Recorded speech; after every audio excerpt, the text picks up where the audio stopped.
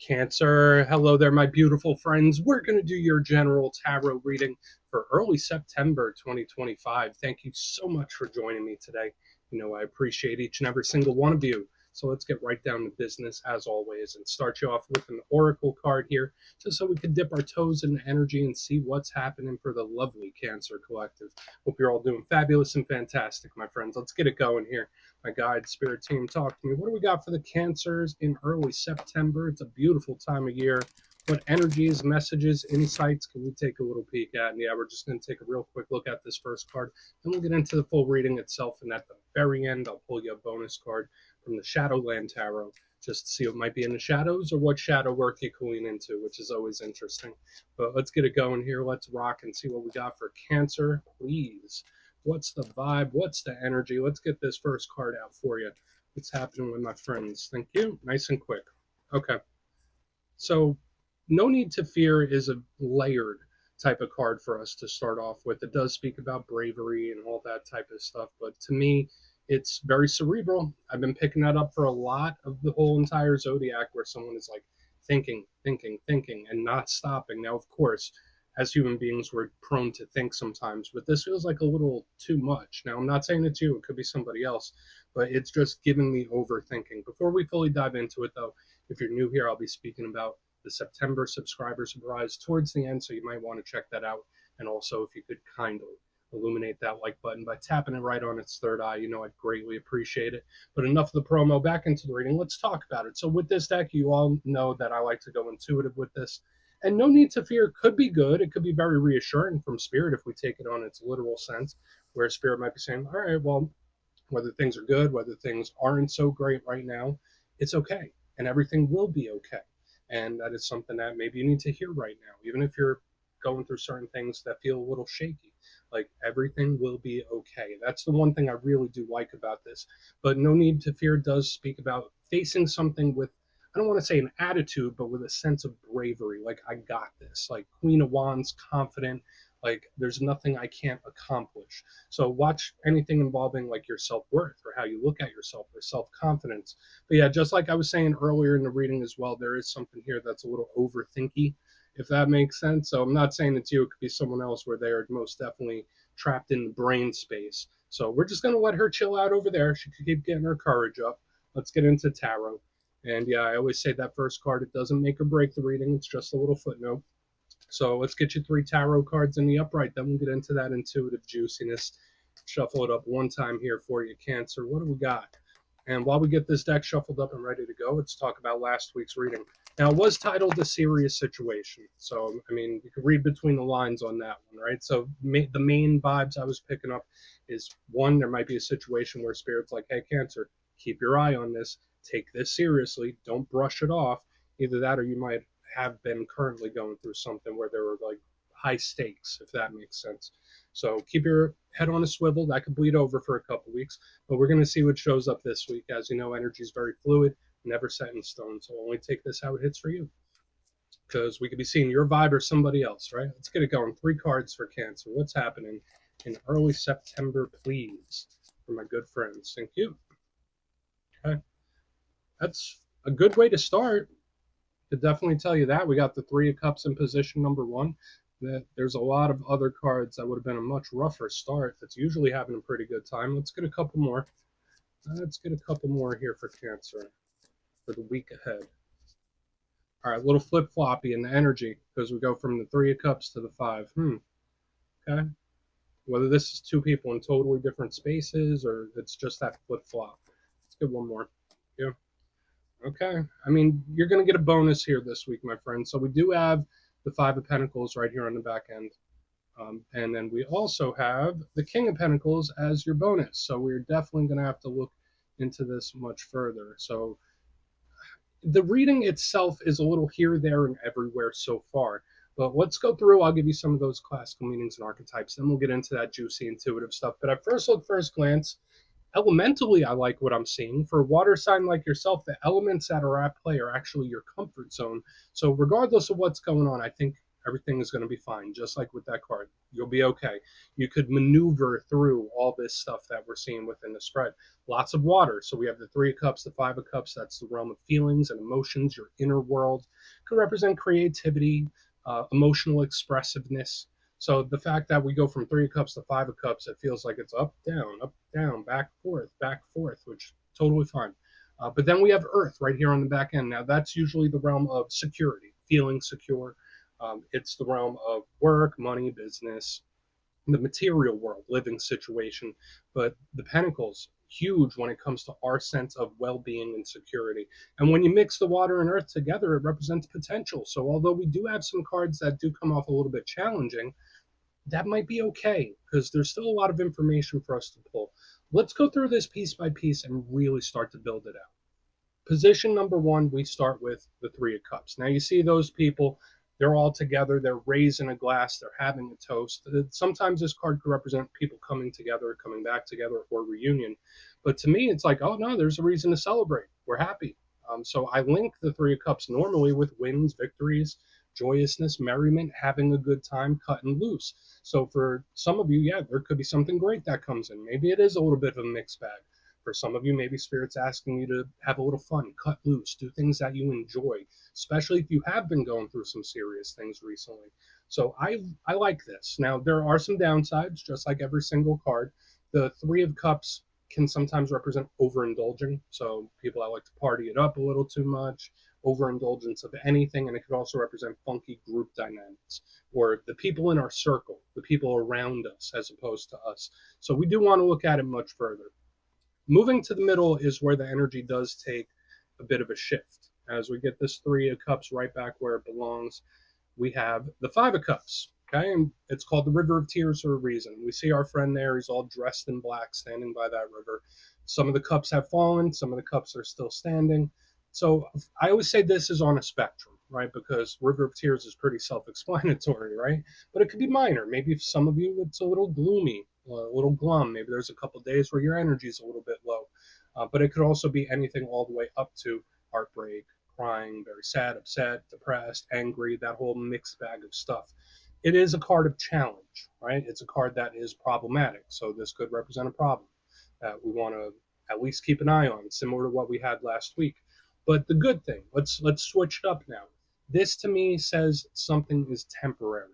That's what I always say with the Five of Cups, because there's still cups standing, there's still stuff off in the horizon, and fives represent a shift in energy. So it's like, all right, all is not lost, right? Like it's not like Ten of Swords type of energy. All is not lost. There is still more to come. So there could be a problem or something that's temporary or a rough patch, if that makes sense. Now, moving to the back end, we do have the Five of Pentacles, and that does carry a very similar energy to this Five of Cups. Now, for those of you, anyone having work issues, money issues, this card can represent that. Similar to the Five of Cups, it's a transitional energy, but it could also represent solitude. It could represent loneliness. It could represent feeling abandoned, tossed out in the cold. It could show up when you're missing somebody. It could show up when someone's missing you or longing for you. So it does have that same little tie that we have there with the Five of Cups. But similarly, this card can also represent a temporary problem or a temporary issue where it's like, okay, rough patch. So the fact that we go from like the Three of Cups to the Five of Cups, Five of Pentacles, it's like we have high highs, we have some low lows. So we definitely want to look at all this much further. Now, on the very back end, you do have your little bonus card. We have our good pal here, the King of Pentacles himself, Earth sign energy. So Capricorn, Virgo, Taurus doesn't just have to represent that. Kings represent control of their suit, and he is, like I mentioned, a huge card of security, feeling safe, feeling grounded. In its positive sense, blessings and abundance, like I said, with the earth and water mixture. So this can be really good, but at the same time, it could be something that's a little stubborn or something where you wish it would just hurry up. That's like the vibe I get with him. So we're just going to place him down right there. Yeah, we have a lot to look at here, Cancer. So I want to dive deeper on all of it. Let's do it. Let's jump in and clarify. All right, let's get a good shuffle here for my friends. What's happening for Cancer? Please. And yes, this is where I go intuitive with the message, which means I just tell you how it feels to me. So feel free to do further research or rely on your base knowledge of tarot, because as you know, every single reading is about the reader's interpretation, and I'm just giving you mine. Let's go in on that Three of Cups. Let's see what that has for us. Oh, and yes, if you're a reader yourself, please feel free to play along. That's why the box is here. If you're feeling any messages you want to give to Cancer, you could drop it in the comments. I don't mind at all. Okay, let's get this Three of Cups going. Why is it here? Enjoying something while you can. I don't know why I'm saying it that way, but we do have the Knight of Swords. There is good energy coming in. I could tell you that, regardless of what you may be going through or the turn certain things could have taken. Because yeah, we do have the shifting, changing energy here. The Knight of Swords is moving forward. It's having a blast, right? It's like a risk taker type of energy. So watch urges in this time. For some of you, you might be a little more daring than you normally are. You might want to say, you know what, let me give this a shot. Let me give this a go. And I'm not saying that's a bad thing. I just see the little risk taking daredevil type of energy showing up for someone. Now, the Knight of Swords, if it's not an air sign you're connected to, fastest knight in the whole entire deck. He's coming in hot. In his best form, it's just really quick, fast action or communication. But in his roughest sense, he could be a little aggressive. He could be, very forceful. So when I see him under the Three Cups, maybe this is someone like trying to force themselves to have a good time. Right? So again, I don't know why you might be in a position like that, but it's like, no, I need to look on the bright side. I need to stay optimistic. I need to be okay. That's just how the energy feels to me. But I will say this: there's good stuff. I mean, there is this win-based type of energy here in the front, but there's something here about, you know what? Enjoy it. When times are good, enjoy them while you can. Um, let's keep moving. Let's see what else shows up here. Because again, this could be how something started out as well, where it's just all light. And sometimes they say like time flies when you're having fun. It's given me that kind of vibe too, where it's like, damn, when things are great, the time just like zips by. But when things aren't so great, they drag and drag. Let's see what's up with the Five of Cups. Let's see why that's here. So the high highs are in the mix. Okay. All right, so we do have the World in the upright. This is a card that can represent chapters closing. It can represent endings and stuff like that. Um, it's not quite like the Ten of Swords. I could definitely say that, but for some of you, there could be chapters that are closing out. There could be chapters that are ending. There could be endings that you're still grappling with. That could very much be the potential. So let's talk a little more in depth about the World. It is the last of the major arcana, so it does talk about something culminating, coming to a head. So yeah, the Five of Cups World, that could represent an ending that someone's not too happy about. Okay, but the one thing that I can tell you about this, similarly to both of these cards, it's not an ending of permanence. It's more of a shift, where it's like, no, it's not over and gone. It's just changing its form, or it's changing its dynamic. It's a very karmic card as well. So for some of you, there could be a karmic cycle that's on its way out. So whether it was a karmic test you had to pass, karmic connection, you name it, um, it's something that you needed to experience for one reason or another. That's just how it feels to me. So yeah, we could see karmic lessons and stuff like that, but to me, it does feel like a cycle completing. For some of you, it could even just be bittersweet, right? It doesn't always have to just be like, oh, all problems. I'm down in my feelers. Like for some of you, there might be a bittersweet aspect to this chapter closing off. So we're just gonna keep moving. We'll see what's up with that. Let's go in on the Five of Pentacles to see if we could get a little more information about this. But yeah, makes sense. Change isn't always easy, right? Whether it's change for the better or just change that you're forced into. Um, it's part of life, but it's not easy. And you don't have to always like it. But let's see what's up with the Five of Pentacles. Then we'll do our recap before we get into the shadow. So why is it here, please? Why is the Five of Pentacles here? Okay, good. All right, so that does make me happy that we have the Nine of Wands in reverse here. Yeah, for some of you, there is like a missing, a longing type of energy where it's like the door is open, in a good way, though. I like this. Now, the Wounded Warrior in the upright would be much more concerning here. I'm glad that you got it in reverse, because to me, it's like, all right, the energy will flow. The energy won't stay stuck up or jammed up forever. I do still pick up this problematic energy, right? It is something that might linger for a little bit. But with the Nine of Wands in reverse here, whether it's spirit saying like, hey, look deeper and find the lesson in something, that could definitely be it, where it's like, hey, look at it more, don't avoid it, look deeper, find the lesson in something because it's there. or this is just a slow, steady improvement. Very important that you don't let yourself become jaded or bitter as well. Or again, this doesn't have to be you. This could be somebody else. When I see the Five of Pentacles, Nine of Wands in reverse, it's like, all right, that might not have been the most pleasant thing. Yeah, it might have been problematic, but I'm not going to let this change me as a person in the negative. So yeah, there's some choppy stuff on the back end. There's good stuff. There's rough stuff. So it's that classic mixed bag of life that I'm seeing here. So let's go through and do a quick recap. Then we'll get into the shadow. So if you look here in the box, position number one, we start off great. We have the Three of Cups with the Knight of Swords. I did say there could be something where Spirit wants you to enjoy it while you're present in it. Enjoy it while you can. Um, you know how sometimes the good times just seem to fly by and the rough times seem to drag. I'm kind of getting that time dynamic here. But I do see great stuff. For another portion of you, you might be forcing yourself to do things you enjoy or feel better. Or maybe that's some advice from Spirit. Like, don't lose your spark. Moving to the center, we do have the Five of Cups with the World in the upright. So again, pretty self-explanatory. Even when we're doing this intuitively, there could be different karmic cycles ending or closing off. It doesn't feel easy. Doesn't mean you have to like it. It does feel like a transformation of some kind. And it doesn't feel the smoothest, but there's hope. There's a light at the end of the tunnel. That's the one thing I do like here. Moving to the back end, we have the Five of Pentacles, Nine of Wands in reverse. So it does reinforce the temporary road bump type of aspect that I've been picking up here. Spirit is asking you to find lesson in something. And I don't like to always say that because sometimes that could be a cop-out where it's like, oh yeah, everything's a lesson. But I do feel genuinely for a lot of you, there is a valid lesson to be had from something you're either going through or recently went through. And also not to let something change you on a base level, right? So please take a screenshot if you want to look into it further. Let's see what's in the shadows. Okay, let's get a good shuffle here.